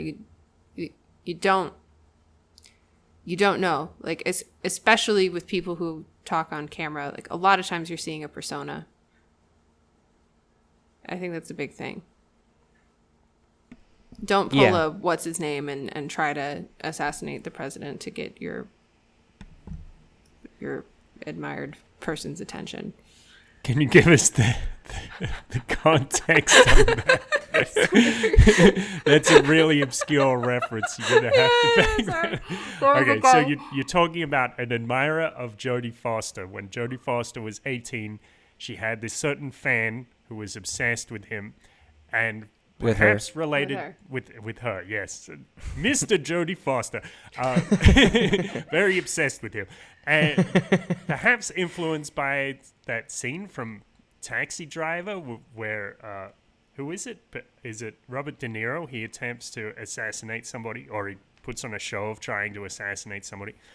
This admirer, or this stalker of Jodie Foster, decided to go and try to assassinate Ronald Reagan to get her attention, and he previously sent her a letter to let her know that he was going to do some grand show of love. And of course, that grand show of love was not so effective. Ronald Reagan did not die, and Jodie Foster did not marry this strange man. No, I mean, honestly, like, I think what it did, Jodie Foster is one of the most private celebrities there is. Her personal life, she keeps it completely out of the public eye as much as possible. And yeah, I'm sure that after that happened, definitely she had a motivation to keep herself very private. Yeah, and note that none of us remember this assassin's name. Anyway, Katie, did you have something else to say? Just, I guess I think a lot of this, in the research of this episode for me, it just made me think about like experiences I've had where I admired some content creator and then I did meet them in person and they were very different from what I thought. Like, you build up an image of somebody in your mind that it's not exactly who they are. For me, the biggest lesson here is just to don't mistake a parasocial relationship for a real relationship. I think that's it. Don't think you know somebody. Yeah, when you give somebody your trust, make sure that the trust is based on something that they actually did to earn your trust.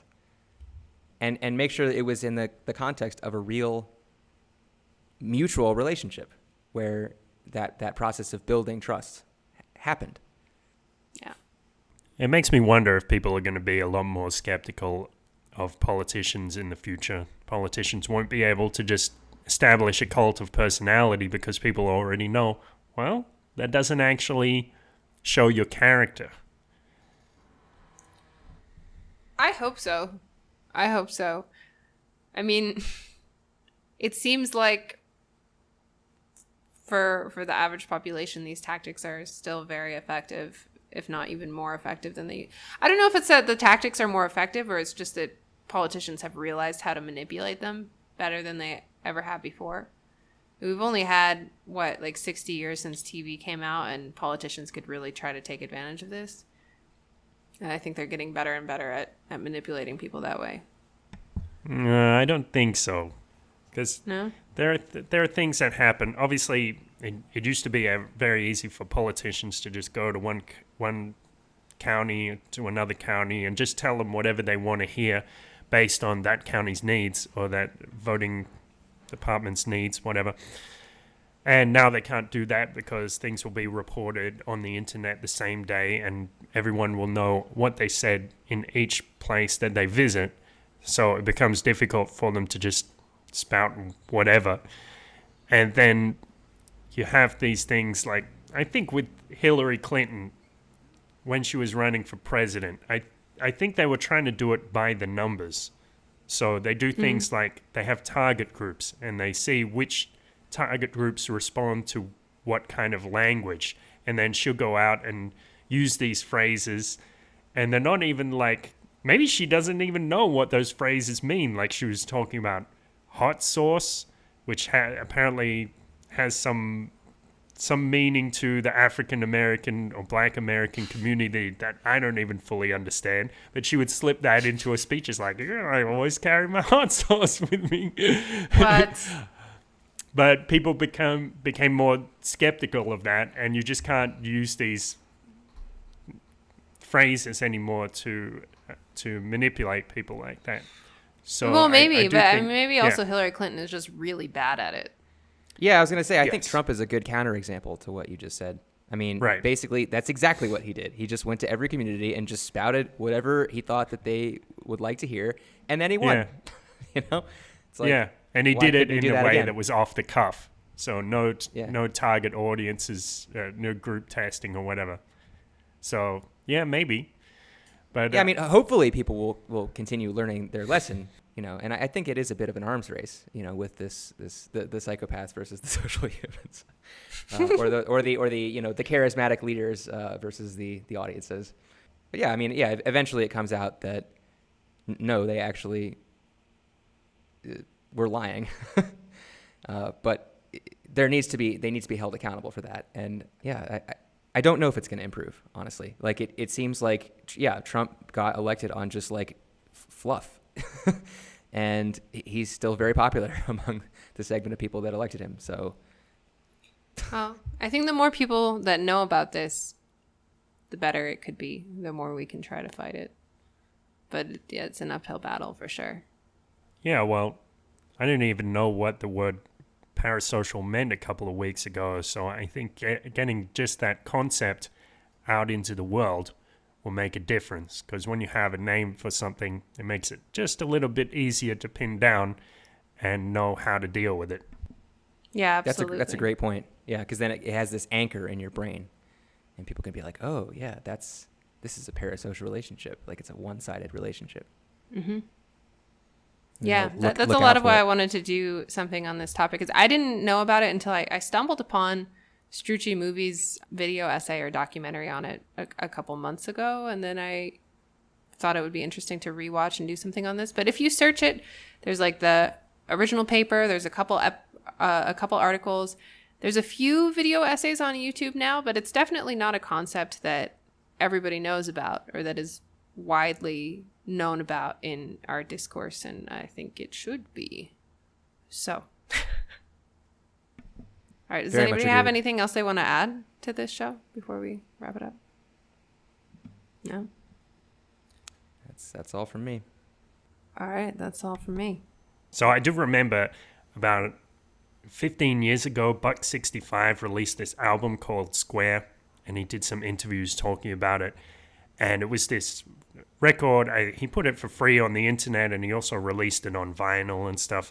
And being this independent artist, he was talking about how MP3s and downloading had really changed the industry, and he was saying that, well, people just aren't going to buy the pop hits anymore, which hasn't exactly played out. I mean, people still do that stuff, but he was saying what people are really going to buy is an authentic relationship with the creator. And that's very interesting, because at the time I read that and I thought, yeah, he's so right. Like, people are going to get involved, like they feel some kind of emotional investment with the artist, and that was so cool. But I don't think Buck 65 or anybody else could have quite predicted that that can actually go in a dark direction, that having a more authentic relationship with somebody can actually be really bad. So it's funny how that plays out. So it's like every time we take a step forward to something more wonderful, there's like all these little pitfalls about it that we can't really predict. Well, now that's interesting that you brought that up, because I actually had a recent experience where I donated some money to an artist that I really liked, and she ended up giving me a bunch of free music. I guess, I had the feeling like, this is way better. Like I think to the degree to which the relationship is actually authentic, where you maybe donate some money to the person and then they thank you in person. You don't read anything more into the relationship than that. You just say, yeah, like, I liked your music and I want to support you and keep doing what you're doing. I think to the degree to which it's authentic and it's seen for how it actually is, then I think it'll be positive. But I think where you get problems is where people read way more into the relationship than it is actually there. Yeah. I mean, sometimes the relationship actually is really impactful, though, too. Like, it's one-sidedly impactful, granted, but there's so many artists who, with a powerful lyric, save people's lives with suicide, or comfort people who are dying, or inspire people to follow their dreams. Or there is a lot of importance in these relationships. Yeah, though I remember, I think it was in one of the comments of Strucci's videos where somebody had said they met somebody famous in person, and somebody was saying to the celebrity, oh, thank you, like, you saved my life, you made me turn everything around. And the celebrity was like, well, thanks, I really appreciate that, but I didn't do that. You did that, and my music was just an excuse, and you would have found something to help you. So when that does happen, we have to be careful not to put too much emphasis on the art that helps us, because it is the individual's spirit that has a larger role in that. Right. Through art or through a certain medium is one way, but there are many, many ways to healing. That's a good point. Okay. Well, thank you guys for tuning into our episode on parasocial relationships. We hope that the topic and the context didn't make this whole experience too weird and meta to watch. If it was not too much for you and you'd like to join us again, we're here every week. consistently revealing ourselves to you. Have a good one, guys. Bye, guys. We love Remember you. to press like, press subscribe. Check out our Patreon, and you can check out some bonus footage there. We have some special offers for you so we can form a little parasocial relationship. Yeah. Smash that like button. We love you so much. The more you smash, the more we love you. All right, I'm turning off the recording. Okay. Thanks for joining us on the Multiversity Project. We hope you found this episode both mind-bending and enjoyable. We can be found all over the social media space and at multiversitypodcast.com. If you like this content, give us a like, comment, follow, share, or support us on Patreon. Catch you on the flip side.